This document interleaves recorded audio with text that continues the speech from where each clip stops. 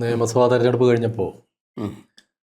ഇടതുപക്ഷ ബുദ്ധിജീവികളും ചിന്തകരുമൊക്കെ തെരഞ്ഞെടുപ്പിലുണ്ടായ വലിയ പരാജയം മുഖ്യമന്ത്രിയായിരുന്ന പിണറായി വിജയൻ്റെ വ്യക്തിപരമായ ചില പ്രശ്നങ്ങളാണെന്ന നിലയ്ക്ക് പറയുന്നുണ്ട്.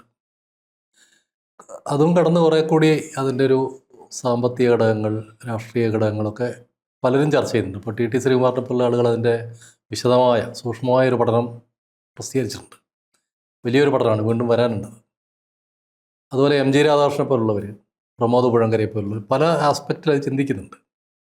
പക്ഷേ സാമ്പത്തികവും സാമൂഹികവും രാഷ്ട്രീയവുമായ ഘടകങ്ങൾക്കപ്പുറം കഴിഞ്ഞ 10 വർഷക്കാലം കേരളത്തിൻ്റെ ഒരു മാധ്യമ മേഖലയിൽ, പ്രത്യേകിച്ച് അതുപോലെ സാംസ്കാരിക രംഗത്ത് CPIM-ൻ്റെ നേതൃത്വത്തിൽ നടത്തിയിട്ടുള്ള ചില പ്രവർത്തനങ്ങൾ ജനങ്ങളെ കടുത്ത CPM വിരുദ്ധരാക്കി മാറ്റിയിട്ടുണ്ട്. CPM-നെ സ്നേഹിക്കുന്നവർ പോലും CPM-നെ വെറുക്കുന്ന രീതിയിലേക്ക് മാധ്യമങ്ങളിൽ വന്ന ചിലരുടെ ഇടപെടലുകൾ, ദേശാഭിമാനി പത്രത്തിൻ്റെ റോള്, കൈരളി TV-യുടെ റോള്, സോഷ്യൽ മീഡിയയിൽ ഇടപെട്ടവരുടെ രീതികൾ, ഇതെല്ലാം കടുത്ത ഒരു CPM വിരുദ്ധത കേരളത്തിലുണ്ടാക്കിയിട്ടുണ്ട്.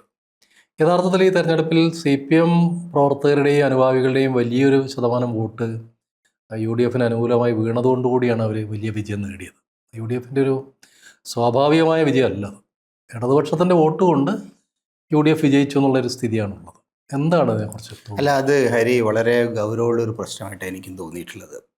അതായത് കേരളത്തിൻ്റെ സമീപകാല ചരിത്രത്തിൽ നമ്മൾ ഒരിക്കലും കണ്ടിട്ടില്ലാത്ത വിധം ഇടതുപക്ഷത്തിൻ്റെ ഭാഗമായിരുന്ന ആളുകൾ, ജീവിതകാലം മുഴുക്കെ ഇടതുപക്ഷ രാഷ്ട്രീയം, അതിൻ്റെ സാംസ്കാരികവും നൈതികവുമായ നിലപാടുകൾ ഉയർത്തിപ്പിടിച്ച ആളുകൾ പരസ്യമായിട്ട് തന്നെ കമ്മ്യൂണിസ്റ്റ് പാർട്ടിക്കെതിരായിട്ട് തിരിഞ്ഞ ഒരു കാലം. അതുപോലെ തന്നെ പാർട്ടിയുടെ കൂടെ നിന്ന, വളരെ ശക്തരായി എത്രയോ കാലം പാർട്ടിയുടെ കൂടെ നിന്ന, അതിനുവേണ്ടി എന്ത് ത്യാഗവും സഹിക്കാൻ തയ്യാറായിട്ടുള്ള ഒരു വലിയ വിഭാഗം സാധാരണ ജനങ്ങൾ അവർ പാർട്ടിക്കെതിരായിട്ട് വോട്ട് ചെയ്യുന്ന ഒരവസ്ഥ. അതെങ്ങനെ വന്നു എന്ന് ചോദിച്ചാൽ രാഷ്ട്രീയമായ കാരണം കൊണ്ട്, അല്ലെങ്കിൽ പിണറായി വിജയൻ്റെ വാക്കുകളിലെ ധാർഷ്ട്യം. ഞാൻ ചോദിക്കട്ടെ, പിണറായി വിജയൻ ഇതിനു മുമ്പും ഇതേ തരത്തിലുള്ള വാക്കുകൾ ഉപയോഗിച്ചിട്ടുണ്ട്. പിന്നെ കമ്മ്യൂണിസ്റ്റുകാരെ കുറിച്ച് അവർ കാര്യങ്ങൾ അർത്ഥമുറിച്ച് പറയുന്ന ആളുകളാണ്. അതൊന്നും ഒരു മോശമായിട്ടുള്ള രീതിയായിട്ടൊന്നും പിന്നെ ആരും കണക്കാക്കിയിരുന്നില്ല. രണ്ടാമത്തെ പ്രശ്നം, ഇവരുടെ അനാലിസിസിലൊരു വരുന്ന പ്രധാനപ്പെട്ട ഘടകങ്ങൾ എന്ന് ട്രഷറിയുടെ പ്രശ്നങ്ങൾ, സാമ്പത്തികമായിട്ടുള്ള. പക്ഷെ അതൊക്കെ നോക്കിയാൽ സത്യത്തിൽ ഒരു വലിയ പരിധി വരെ സാമാന്യം മോശമല്ലാത്ത രൂപത്തിൽ ജനങ്ങളുടെ കാര്യങ്ങൾ നടത്തിക്കൊണ്ടുപോയിട്ടുണ്ട് ഈ സർക്കാർ. പെൻഷനൊക്കെ കൃത്യമായിട്ട് കിട്ടിയിട്ടുണ്ട്. സാമൂഹിക ക്ഷേമ മേഖലകളിൽ സത്യസന്ധമായിട്ട് നോക്കി കഴിഞ്ഞാൽ മുൻകാലത്തേക്കാൾ മെച്ചപ്പെട്ട നിലയിൽ കറക്റ്റ് സമയത്തിന് കൊടുത്തിട്ടുണ്ട്, അല്പം കൂട്ടി കൊടുത്തിട്ടുണ്ട്. അതുപോലെ തന്നെ റേഷൻ പോലെയുള്ള സംഗതികൾ, പിന്നെ സർക്കാർ സേവനങ്ങൾ, അതുപോലെ തന്നെ മറ്റ് പൊതു സൗകര്യങ്ങൾ, ആശുപത്രി, പല പരാതികളുണ്ടെങ്കിൽ പോലും ആശുപത്രി, സ്കൂള് തുടങ്ങിയ മേഖലകളിലൊക്കെ തന്നെ കഴിഞ്ഞ 2 പിണറായി വിജയൻ സർക്കാരുകളുടെയും പെർഫോമൻസ് അത്ര മോശമല്ല. ആവറേജ് ആയിരുന്നു. അതെ, ആവറേജാണ്. പക്ഷെ അങ്ങനെ ഒരു ജനങ്ങൾ ഇത്രയും ശക്തിയായിട്ട് പ്രതികരിക്കാൻ മാത്രമുള്ള ഒരു പതനം അതിലുണ്ടായിട്ടില്ല എന്ന് എനിക്ക് തോന്നുന്നത്. ഇല്ല, അവർ തന്നെ പറഞ്ഞത് 65 ലക്ഷം പേർക്ക് പെൻഷൻ കൊടുത്തു. അതെ, അതിന് ശരിയായിരിക്കും. എനിക്ക് തോന്നുന്നത് അത് പിന്നെ ഒരു വലിയ പരിധി വരെ ഇത്തരം കാര്യങ്ങളിൽ സാധാരണ ജനങ്ങളുടെ വിഷയങ്ങൾ, എന്നിട്ടും എന്തുകൊണ്ട് ജനങ്ങൾ തിരിഞ്ഞു? അവിടെയാണ് പ്രശ്നം. അവിടെയുള്ള പ്രശ്നം ജനങ്ങളെ സംബന്ധിച്ചിടത്തോളം 2-3 മേഖലകൾ, പ്രത്യേകിച്ച് സാംസ്കാരികവും ചിന്താപരവുമായ മേഖല, നമ്മൾ ഇടതുപക്ഷ ധാർമ്മികതയുടേത്, ഇടതുപക്ഷ നൈതികതയുടേതായിട്ടുള്ളൊരു അന്തരീക്ഷം നഷ്ടപ്പെട്ടു പോയി എന്നുള്ള എനിക്ക് ഏറ്റവും പ്രധാനപ്പെട്ട ഒരു വിഷയമായിട്ട് തോന്നുന്നത്. ഞാനൊരു ഉദാഹരണം പറയാം. നമ്മൾ കേരളത്തിലെ ഏറ്റവും വലിയ പ്രശ്നമായിട്ട് ഈ പിണറായി വിജയൻ സർക്കാരിൻ്റെ കാലത്ത് വന്ന ഒന്ന് ഈ സിൽവർ ലൈൻ പദ്ധതിയാണ്. സിൽവർ ലൈൻ നല്ലതാണ്. കാസർഗോഡ് ട്രിവാൻഡ്രം വരെ, തിരുവനന്തപുരം കാസർഗോഡ് വരെ ഏറ്റവും എളുപ്പത്തിൽ തീവണ്ടി ഗതാഗതം നല്ല കാര്യം തന്നെയാണ്. അപ്പം കൊണ്ടുപോയിട്ട് വിൽക്കാം പോയെന്നും പറഞ്ഞിട്ട് അപ്പം കച്ചവടക്കാരും സത്യത്തിൽ ഇത്രയും വലിയ സൂപ്പർ ട്രെയിനിൽ യാത്ര ചെയ്ത് ഒപ്പം വിൽക്കാറില്ല. അത് ഗോവിന്ദനെ സംബന്ധിച്ചിടത്തോളം അദ്ദേഹത്തിൻ്റെ ഒരു സ്വപ്ന പദ്ധതിയായിരിക്കും. എന്തായാലും ശരി, അവിടെ എന്തുകൊണ്ടാണ് ഇത്രയും ശക്തിയായിട്ട് ജനങ്ങൾ പ്രതികരിച്ചത്? അതിനൊരു സാമ്പത്തികമായ ഘടകങ്ങളുണ്ട്, മറ്റെല്ലാ ഘടകങ്ങളും ഇരിക്കെ തന്നെ അതിനൊരു സാംസ്കാരികമായ ചരിത്രപരമായ ഘടകമുണ്ട്. നിങ്ങൾ നോക്കൂ, ഈ സമരത്തിൻ്റെ ഈ സിൽവർ ലൈനെതിരായിട്ടുള്ള സമരം ഏറ്റവും ശക്തിയായിട്ട് കത്തിപ്പിടിച്ച പ്രദേശങ്ങൾ മലബാർ പ്രദേശങ്ങളാണ്. ഇപ്പം പിന്നെ ഈ ഇവിടെ കാട്ടിലപ്പീടിയ, തിരൂര്, താനൂര്, പരപ്പനങ്ങാടി, ഈ പ്രദേശങ്ങളിൽ, വള്ളിക്കുന്ന്, ഈ പ്രദേശങ്ങളിലാണ് അതിശക്തമായിട്ടുള്ള ഏതാണ്ട് 6 വർഷക്കാലമാണ് കാട്ടിലപ്പീടിയയിൽ. എന്തുകൊണ്ടാണ് അങ്ങനെ ഒരു സമരം വരുന്നത്? എന്തുകൊണ്ടാണെന്ന് വെച്ച് കഴിഞ്ഞാൽ കേരളത്തിൻ്റെ ചരിത്രത്തിൽ എനിക്ക് തോന്നുന്നത്, കേരളത്തിൻ്റെ ചരിത്രത്തിൽ ഏറ്റവും കൂടുതൽ ജനങ്ങൾ കുടിയൊഴിപ്പിക്കപ്പെട്ട പ്രദേശമാണ് ഈ മലബാർ. ആ കേരളത്തിലെ ചരിത്രം ഇപ്പോൾ തിരുവിതാംകൂർ, കൊച്ചി ഭാഗത്തും കുടിയൊഴിപ്പിക്കലുണ്ടെങ്കിലും മലബാറിൽ ബ്രിട്ടീഷ് ഭരണകാലത്തുണ്ടായ മാതിരിയുള്ളൊരു അതിഭീകരമായ കുടിയൊഴിപ്പിക്കലിൻ്റെ അനുഭവം വേറെ ഇന്ത്യയിൽ തന്നെ വേറെ ഉണ്ടാവില്ല. അപ്പം ആ ഒരു ചരിത്രപരമായ ഓർമ്മകളുള്ള സ്ഥലത്തേക്കാണ് നിങ്ങൾ അവരുടെ അടുക്കളയിൽ പോയിട്ട് മഞ്ഞക്കല്ല് കൊണ്ടിടുന്നത്. അപ്പം അതിൻ്റെ ഒരു വൈകാരികമായിട്ടുള്ള അതിൻ്റെ ഒരു തീഷ്ണതയുണ്ടല്ലോ, അത് തിരിച്ചറിയുന്നതിൽ കമ്മ്യൂണിസ്റ്റുകാർ പൂർണ്ണമായും പരാജയപ്പെട്ടു എന്നുള്ളതാണ്. കാരണം ഒരു തലമുറ മുമ്പ് അല്ലെങ്കിൽ 2 തലമുറ മുമ്പ് ചട്ടിയും പെട്ടിയുമായിട്ട് ഒറ്റയേറ വീട്ടിനകത്തേക്ക് പുറത്ത് അങ്ങനെ ഗതികെട്ട മനുഷ്യന്മാർ ഇങ്ങനെ ധാരാളം ആളുകൾ, ആയിരക്കണക്കിന് ആളുകൾ തെക്കുംവടക്കം നടന്ന ഒരു പ്രദേശത്തിൻ്റെ ചരിത്രപരമായ ഭൂമിയിലാണ് നിങ്ങൾ വീണ്ടും പോയി കല്ലിടുന്നത്. അപ്പോൾ ആ തരത്തിൽ ഈ ഒരു സാംസ്കാരികവും ചരിത്രപരവുമായ പശ്ചാത്തലം മനസ്സിലാക്കാതെ നടത്തിയ നിരവധി പ്രവർത്തനങ്ങൾ, അതിലൊന്ന് മാത്രമാണ് ഈ സിൽവർ ലൈൻ എന്ന് പറയുന്നത്. അതുപോലെ തന്നെ പല പ്രദേശങ്ങളിലും തീരദേശ പ്രദേശങ്ങളിലൊക്കെയുള്ള ഈ കുടിയൊഴിപ്പിക്കൽ ആളുകളെ സംബന്ധിച്ചിടത്തോളം അവർക്ക് അവരുടെ ഓർമ്മകൾ വളരെ പ്രധാനമാണ്, അവരുടെ ഭീതികൾ വളരെ പ്രധാനമാണ്. അതിനെ അഡ്രസ്സ് ചെയ്യുന്നതിൽ ജനങ്ങൾക്കൊരു ഒരു ഒരു നിരാശ, എന്താ പറയുക, ഒരു അശരണരായി പോകുന്നു എന്നൊരു ഫീലിംഗ്, നമ്മൾ ഓർഫൻസ് ആയി പോകുന്നുള്ളൊരു ഫീലിംഗ്. ആ ഫീലിങ്ങിൽ കമ്മ്യൂണിസ്റ്റ് പാർട്ടി എല്ലാ കാലത്തും കൈപിടിച്ചിരുന്ന പ്രസ്ഥാനമാണ്.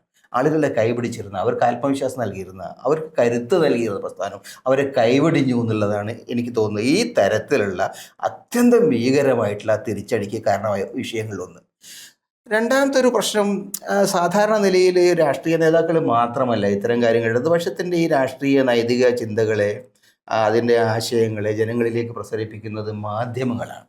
ഇപ്പം പഴയ കാലത്തെ ദേശാമാരി പത്രം ആ നിലയ്ക്ക് വളരെ പ്രധാനപ്പെട്ട ഒരു പങ്ക് വഹിച്ചു. ദേശാമാനിയുടെ ഈ ചരിത്രത്തിൽ നമ്മൾ വായിച്ചു നോക്കുമ്പോൾ ദേശാമാനിയുടെ ചരിത്രം സത്യത്തിലൊരു ജനകീയ മുന്നേറ്റത്തിൻ്റെ ചരിത്രം കൂടിയാണ്. ഏറ്റവും പത്രമൊന്നും വായിക്കാത്ത ആൾ, ഞാൻ ഇവിടെ പാലോറ മാത എന്ന് പറയുന്ന സ്ത്രീ വീട്ടിൽ പത്രം വായിച്ചതെന്ന് ഞാൻ ഒരു കാലത്തും വിചാരിക്കുന്നില്ല. പക്ഷെ പാർട്ടിയുടെ ഒരു സ്ഥാപനം, പാർട്ടിയുടെ ഒരു ജിഹ്വ, ഒരു വാക്ക്, അത് പ്രചരിപ്പിക്കാനുള്ള ഒരു ഒരു ഒരു ഒരു ഒരു മാധ്യമ സ്ഥാപനം ഉണ്ടാകാൻ പോകുന്നത് അത് നമ്മുടെ പത്രമാണ്. ആ ഒരു ബോധ്യമാണ് ആ സ്ത്രീയെ, ഉണ്ടായിരുന്ന ഒരു ആട്ടിൻകുട്ടിയെ വിറ്റിട്ട് ആ കാശ് പാർട്ടിയുടെ ഈ ഫണ്ട് ശേഖരണത്തിന് കൊടുക്കാൻ സഹായിച്ചിട്ടുള്ളത്. അങ്ങനെ എത്രയോ ആളുകൾ കൊടുത്തിട്ടുണ്ട്, എത്രയോ ആളുകൾ, നമുക്ക് സങ്കല്പിക്കാൻ കഴിയാത്ത വിധം എത്രയോ ആളുകൾ ദേശാമാനി പത്രത്തിന് വേണ്ടി. അതൊരു ചരിത്രപരമായ അനുഭവമാണ്. പക്ഷെ എന്താ പിന്നീട് പത്രം ചെയ്തത്? നമ്മൾ അതൊക്കെ ആലോചിക്കണം. കഴിഞ്ഞൊരു 10-15 വർഷമായിട്ട് ദേശാഭിമാനി പത്രം യഥാർത്ഥത്തിൽ ഇടതുപക്ഷ പ്രസ്ഥാനത്തിൻ്റെ രാഷ്ട്രീയമാണ്. നിങ്ങൾ അതിനകത്ത് ഉണ്ടായിരുന്ന ആളുകളാണ്. നിങ്ങളത് പറയൂ, ഏത് തരത്തിലുള്ള രാഷ്ട്രീയമാണ് അവർ കൈകാര്യം ചെയ്തത്? അവർ അടിസ്ഥാന ജനവിഭാഗങ്ങളുടെ പ്രശ്നങ്ങൾ ഉന്നയിക്കുന്നതിന് പകരം വികസനത്തിൻ്റെ, വലിയ തോതിലുള്ള മൂലധന വികസനത്തിൻ്റെ, അതാണ് വിപ്ലവകരമായ കാര്യം എന്നുള്ളതിലേക്ക് തെറ്റിദ്ധരിക്കുകയാണ് ചെയ്തത്. യഥാർത്ഥത്തിൽ മൂലധന കേന്ദ്രീകൃതമായ ഒരു വികസനം എന്നുള്ളത് കമ്മ്യൂണിസ്റ്റ് പാർട്ടി മുന്നോട്ട് കൊണ്ടുപോകേണ്ട ഒരു കാര്യമല്ല. തൊഴിലുണ്ടാക്കുക, അടിസ്ഥാന ജനവിഭാഗങ്ങൾക്ക്, കർഷക തൊഴിലാളികൾക്ക്, മറ്റ് തൊഴിലാളി വിഭാഗങ്ങൾക്ക് ജീവിത സുരക്ഷ ഉറപ്പാക്കുക, അതാണ് യഥാർത്ഥത്തിൽ ഒരു ജനകീയ വികസനം എന്ന് പറയുന്നത്. അതെ.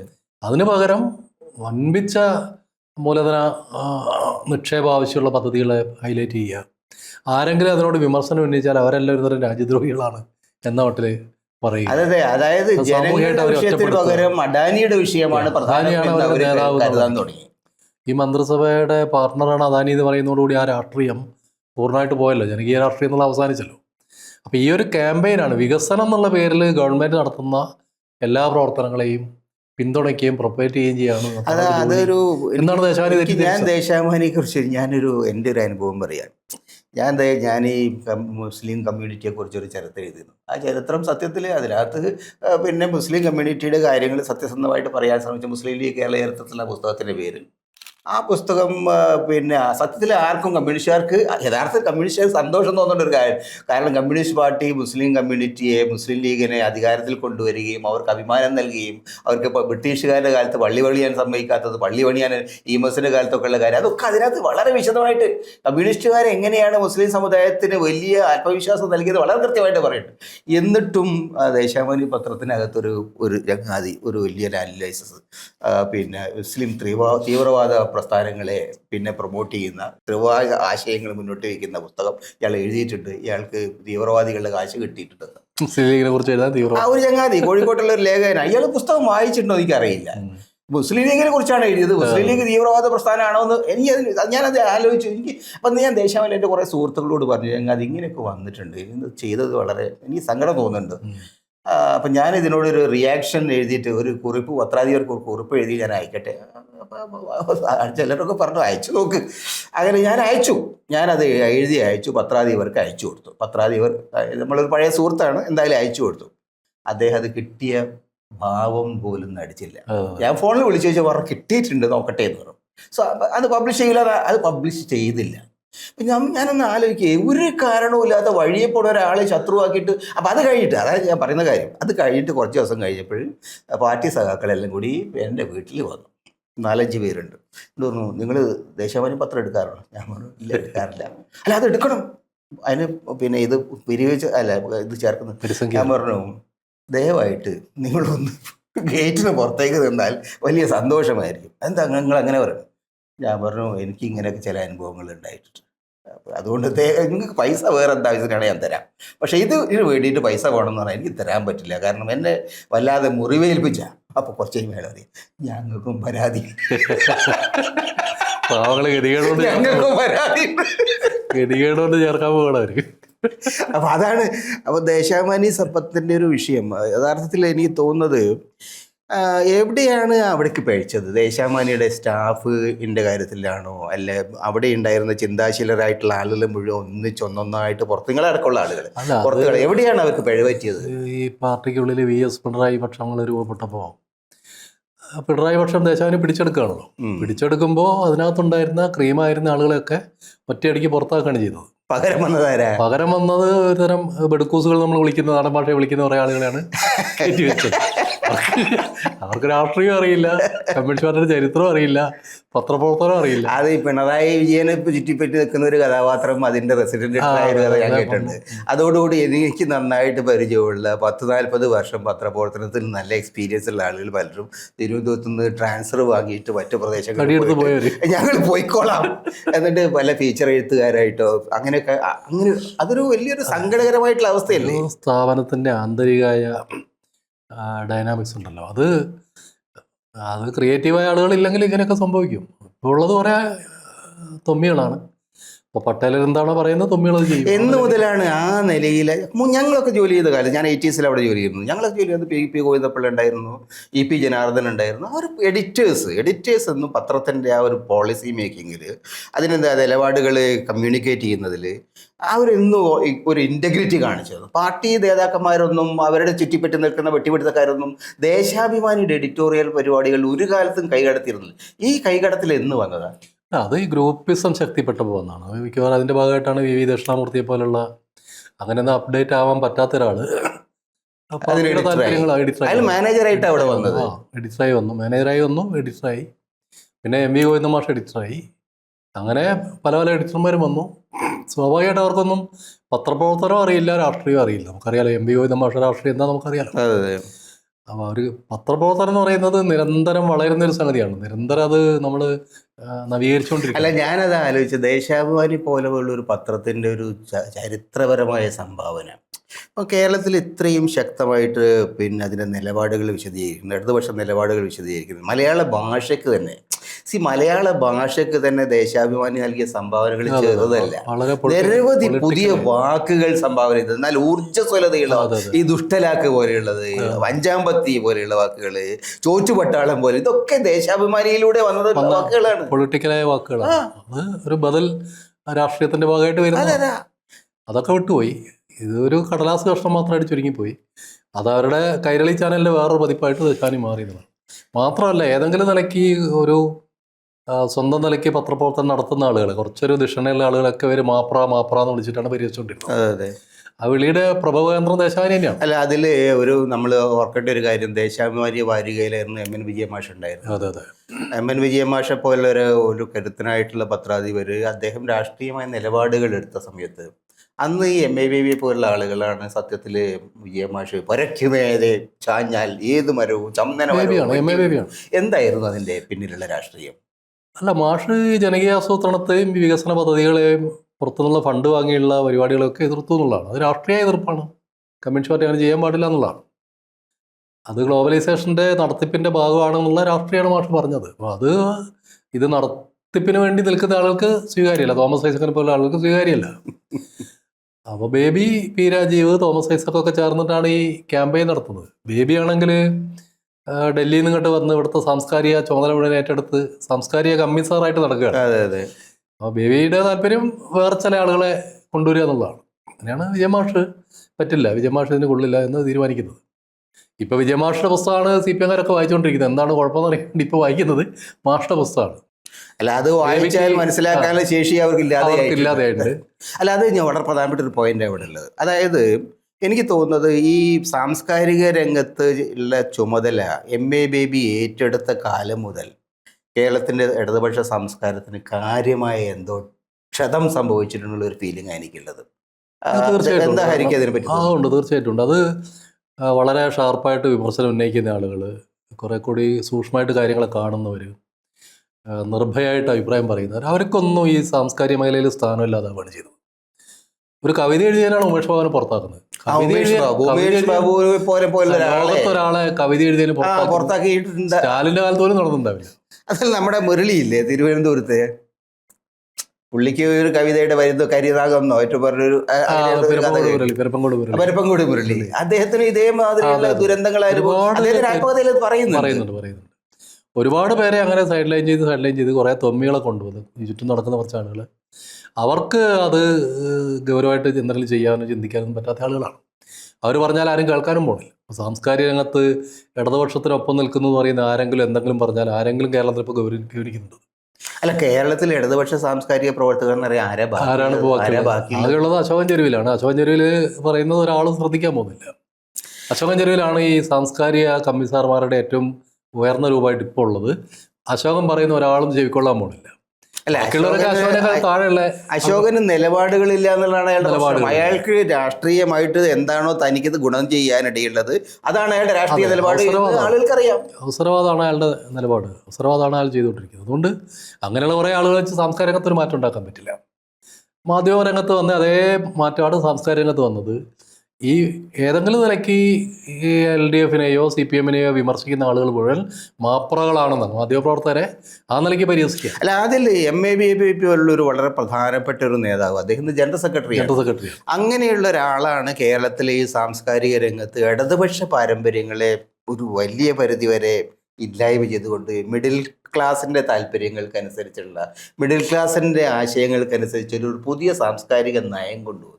ഇപ്പോൾ പുതിയ എഴുത്തുകാരെ ആക്സെപ്റ്റ് ചെയ്യുന്നതല്ല ഇതിനകത്തുള്ള. എഴുത്തുകാരെ നമ്മൾ എല്ലാവരും ആക്സെപ്റ്റ് ചെയ്യണം. അരുന്ധതി റോയി ആയിട്ടൊരു പ്രശ്നം ഉണ്ടായിരുന്നു. അരുന്ധതി റോയിയെ സംബന്ധിച്ച് ചില വിമർശനങ്ങൾ EMS അടക്കമുള്ള ആളുകൾ വന്നപ്പോൾ ഈ ബേബി അവരെ ഡിഫെൻഡ് ചെയ്തിട്ടുണ്ട്. അതൊക്കെ നല്ല കാര്യമാണ്. പക്ഷെ അതിനപ്പുറം പോയിട്ട് സാംസ്കാരിക രംഗത്ത് ഇടതുപക്ഷത്തിൻ്റെ കൂടെ കുഞ്ഞപ്പ പട്ടാനൂർ ഫോർ എക്സാമ്പിൾ, കുഞ്ഞപ്പ പോലെ 50 വർഷക്കാലം കവിതാ രംഗത്ത് ഉണ്ടായിരുന്ന ഒരാൾ ഇടതുപക്ഷത്തിൻ്റെ ആളൊക്കെ എവിടെയും കാണാതായി പോയി, സ്പേസ് ഇല്ലാതായി. അത് ഈ ബേബിയെ പോലുള്ള ആളുകൾ അതിന്റെ ചുമതല ഏറ്റെടുത്തതിന് ശേഷമാണ് ടി പത്മനാഭനെ പോലുള്ള ആളുകൾക്ക് സ്ഥാനമുണ്ട്, KR മീരയ്ക്ക് സ്ഥാനമുണ്ട്, അശോകൻ ചെരുവിന് സ്ഥാനമുണ്ട്. പക്ഷേ ഉമേഷ് ബാബുവിന് സ്ഥാനമില്ല, കുഞ്ഞപ്പ പാട്ടാനൂരിന് സ്ഥാനമില്ല. അവരൊക്കെ നല്ല ഒന്നാം തരം കവികൾ തന്നെയാണ്. നമ്മളൊക്കെ ചെറുപ്പകാലം മുതലേ വായിക്കുന്ന കവികളാണ് ഇവരൊക്കെ. അതാ ബേബിയാണ് അതിൻ്റെ ആള്. ബേബിയാണ് അതെല്ലാം തുടങ്ങി വെച്ചതും വികസിപ്പിച്ചത്. അതിൻ്റെ ദുരന്തമാണ് യഥാർത്ഥത്തിൽ കേരളീയ സമൂഹം അല്ല, ആശയങ്ങൾ കമ്മ്യൂണിക്കേറ്റ് ചെയ്യുന്നതിൽ ഇടതുപക്ഷത്തിൻ്റെ ആശയങ്ങൾ അതിൽ ഇപ്പോൾ എനിക്ക് തോന്നുന്നു ദേശാഭിമാനിയെ പോലെ തന്നെ പ്രധാനപ്പെട്ട ഒരു ദുരന്തമായിരുന്നു കൈരളി ടെലിവിഷൻ. കൈരളി ടെലിവിഷൻ ഇത്തരത്തിൽ സത്യത്തിൽ ഏറ്റവും കൂടുതൽ ആളുകളുടെ നിന്ന് കാശ് വാങ്ങിയിട്ട് വലിയ തോതിൽ പണം ജനങ്ങൾ കെട്ടുകാലി പണയം വെച്ചിട്ട് പൈസ കൊടുത്ത ആളുകൾ എനിക്കറിയാം. പക്ഷേ പിന്നീട് അത് സംഭവിച്ചതെന്ന് വെച്ചാൽ ഞാൻ നേരിട്ട് കണ്ടിട്ടുള്ളതാണ്. അത് ചില ആളുകളുടെ മാത്രം ഒരു ഏർപ്പാടായി മാറി, ചില വ്യക്തികളുടെ അജണ്ടകൾ മാത്രമായി, ആളുകളോടുള്ള വിരോധം തീർക്കാനുള്ള വഴി മാത്രമായി. അതിൽ ഏറ്റവും പ്രധാനമായിട്ട് എനിക്ക് തോന്നിയ ചെയ്ത് 2-3 കേസുകൾ വലിയ ആപത്തുണ്ടാക്കിയിട്ടുണ്ട്. ഒന്ന് VS പോലുള്ള ഒരാളെ പരസ്യമായിട്ട് അധിക്ഷേപിക്കാൻ വേണ്ടിയിട്ടാണ് ഫാരിസ് അബൂബക്കറുമായിട്ടുള്ള ഒരു വ്യാജ ഇൻ്റർവ്യൂ അവർ അത് പ്ലാൻ ചെയ്തുണ്ടാക്കിയിരുന്നു. വളരെ അനാവശ്യമായിട്ടും വളരെ പ്രകോപനപരമായിട്ടുള്ളൊരു ഇൻ്റർവ്യൂ ആയിരുന്നത്. പക്ഷെ അത് ഒരിക്കലും പാർട്ടി അതിനകത്തൊരു തെറ്റ് ഒരിക്കലും കണ്ടില്ല. അതൊരു ശരിയായ പത്രപ്രവർത്തന രീതിയല്ല. കാരണം VS പറ്റി നിങ്ങൾക്ക് പരാതി ഉണ്ടെങ്കിൽ അത് നിങ്ങൾ കൊടുക്കാം. അതിന് പരാതി ഒരാൾ ഉന്നയിച്ചാൽ കൊടുക്കുന്നിട്ടുണ്ട്. പക്ഷേ മറുഭാഗം കൊടുക്കാൻ ഉത്തരവാദിത്വം നിൽക്കില്ലേ? ഏകപക്ഷീയമായിട്ട് ഒരാളെ അപമാനിക്കുക എന്നുള്ള രൂപത്തിലാണ് അത് വന്നത്. അതേപോലെ തന്നെ മറ്റൊരു സംഭവം എനിക്ക് ഇപ്പോഴും ഓർമ്മയുള്ളത്, അമൃതാനന്ദമയിയായിട്ട് ബന്ധപ്പെട്ട ഒരു വിഷയം എന്ന് പറയുന്നത്, അവർക്കെതിരായിട്ട് ഒരു സ്ത്രീ അവിടെ ഓസ്ട്രേലിയയിൽ നിന്ന് കണ്ടു വന്ന ആശ്രമത്തിലുണ്ടായിരുന്ന ഒരു സ്ത്രീ ഒരു പുസ്തകം എഴുതുക. പുസ്തകത്തിൻ്റെ പേര് ഞാൻ പറഞ്ഞത്, ഒരു ഓസ്ട്രേലിയക്കാരത്തെ സ്ത്രീയാണ്. ഇവരുമായിട്ടൊരു ഇൻ്റർവ്യൂ ചെയ്യാൻ വേണ്ടിയിട്ട് അമേരിക്കയിൽ പോയിട്ട് ന്യൂയോർക്കിൽ പോയിട്ട് വലിയ കാശ് ചിലവാക്കിയിട്ടാണ് ആ ഇൻ്റർവ്യൂ ചെയ്തത്. എന്തായിരുന്നു അത് എന്തിനു വേണ്ടിയിട്ടാണ് ചെയ്തത് ഞാൻ ഇപ്പോഴും ആലോചിക്കും. ഞാനത് കണ്ടിട്ടുണ്ട് ഇൻ്റർവ്യൂ. എന്തായതില്ല ഇടതുപക്ഷമായിട്ട് അല്ലെ കേരളീയ സമൂഹമായിട്ടും പ്രധാനമന്ത്രിയായ ദേവിയുടെ പിന്നെ ശാരീരികമായ സവിശേഷതയെക്കുറിച്ചൊക്കെയാണ് ആ പുസ്തകത്തിനകത്തുള്ളത്.